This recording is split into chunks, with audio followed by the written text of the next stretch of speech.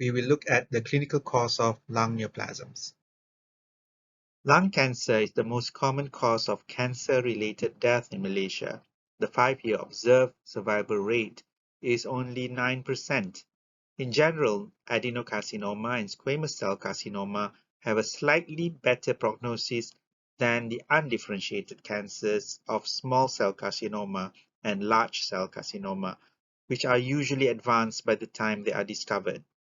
Major presentations include persistent cough, hemoptysis, weight loss, chest pain, dyspnea, cachexia, and hoarseness of voice.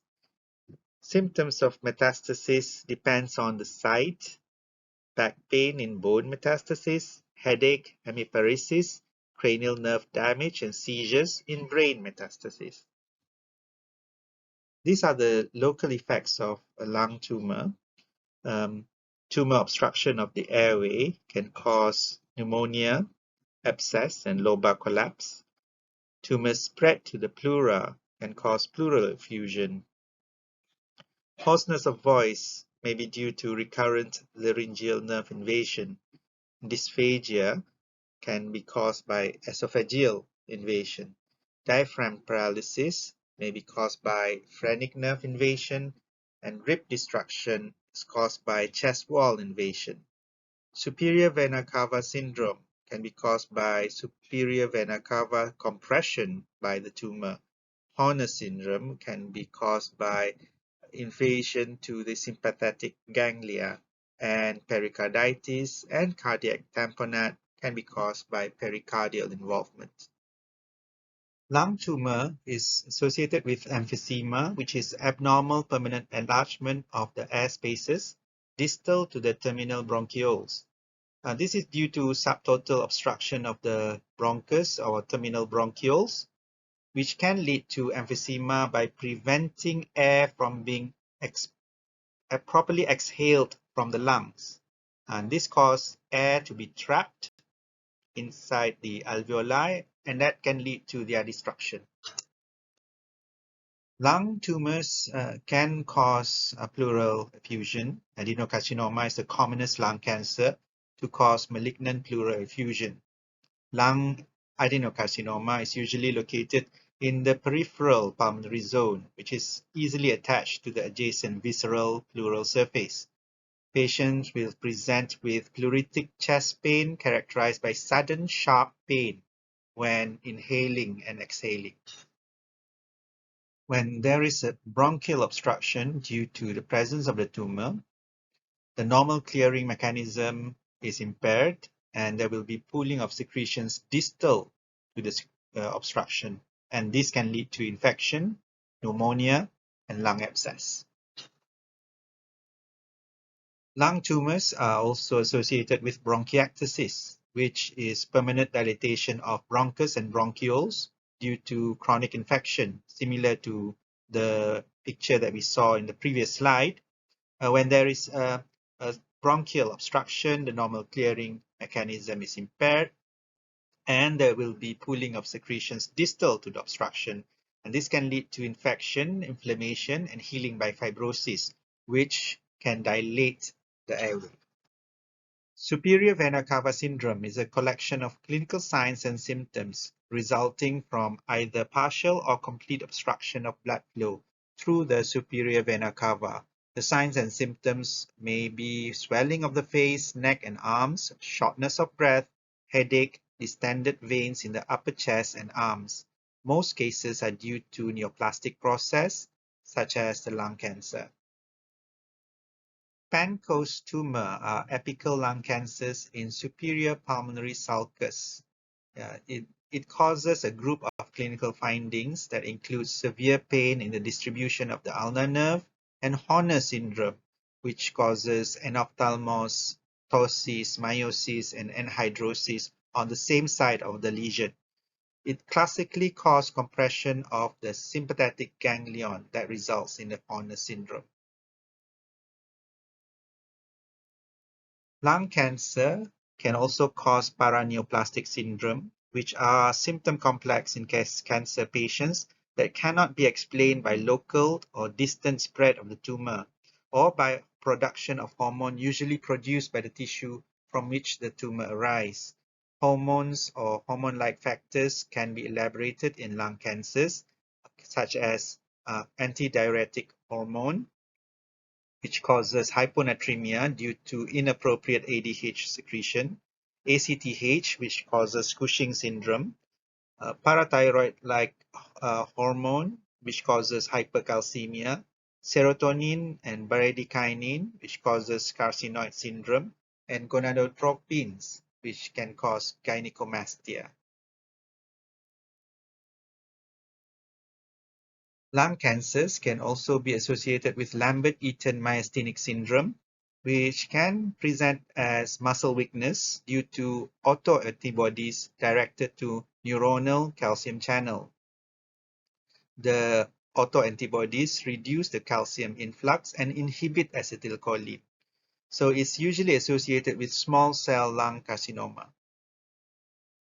Patients with lung cancer can also present with skin changes like acanthosis nigricans, which are brown to black, poorly defined velvety hyperpigmentation of the skin. It's usually present in the posterior and lateral folds of the neck and axilla. It can be found in malignant and non-malignant conditions. Patients with lung cancer can also present with clubbing of the fingers. This is the list of the clinical presentation that can be present in patients with lung cancer. The presentation can be due to the primary cancer, can be due to the paraneoplastic syndrome, and also can be due to systemic manifestation. A carcinoid tumor represents about 1 to 5% of all lung tumors. Approximately 20 to 40% of patients are non-smokers. There are low-grade malignant epithelial neoplasms and subclassified into typical and atypical carcinoids. Most patients are younger than 40 years of age, and grossly you can see the bronchial carcinoid is growing as a spherical pale mass protruding into the lumen of the bronchus. Histologically, they are composed of organoid trabecular palisading ribbons or rosette-like arrangement of cells. So this is like organoid, in packets of cells.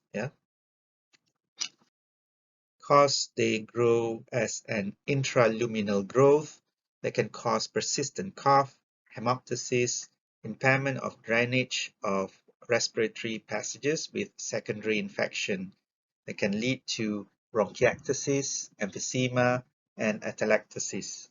The tumor elaborates vasoactive amines, so they can produce carcinoid syndrome, which can be intermittent attacks of diarrhea, flushing, and cyanosis. The lung is the most common site for metastatic neoplasms. Both carcinoma and sarcoma may spread to the lungs via hematogenous spread or lymphatic spread. Grossly, usually they have these multiple discrete nodules, just like in this picture. This is called the cannonball lesion. If you see this, we think of metastatic lesions first. Sometimes they may present with solitary nodule and pneumonic consolidation or pleural nodules. Malignant mesothelioma is almost always caused by previous exposure to asbestos.